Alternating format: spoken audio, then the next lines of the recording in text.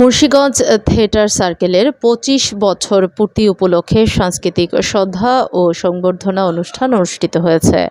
শুক্রবার রাত ৮টায় মুন্সিগঞ্জ জেলা শিল্পকলা একাডেমির অডিটোরিয়ামে মুন্সিগঞ্জ থিয়েটার সার্কেলের রজত জয়ন্তী উৎসব ও সংবর্ধনা অনুষ্ঠান অনুষ্ঠিত হয়েছে।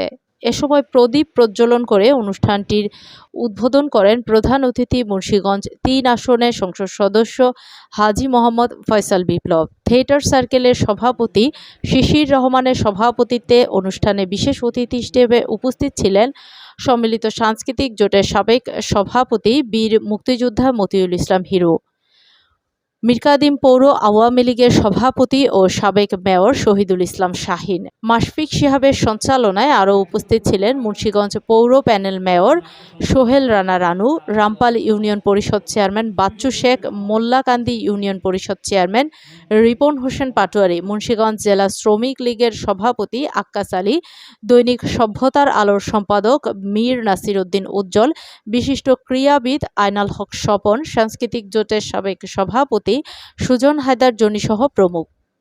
আলোচনা সভা শেষে থিয়েটার সার্কেলের রজত জয়ন্তী উপলক্ষে আমন্ত্রিত অতিথিদের সাথে নিয়ে কেক কেটে দিনটি উদযাপন করা হয় এবং এমপি ফয়সাল বিপ্লব ও পৌর মেয়র চৌধুরী ফারিয়া আফরিনকে সংবর্ধনা দেওয়া হয়। পরিশেষে থিয়েটার সার্কেলের পরিবেশনায় নকশিকাঁথার মাঠ নাটকটি মঞ্চায়িত হয়ে অনুষ্ঠানের সমাপ্তি হয়।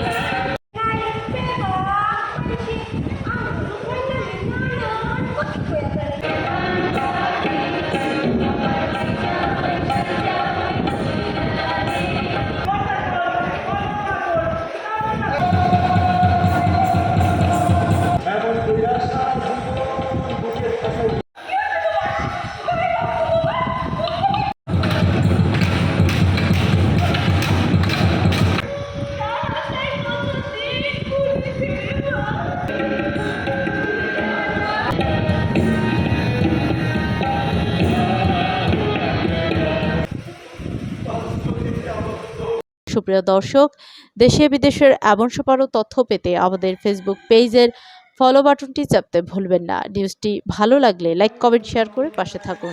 ধন্যবাদ।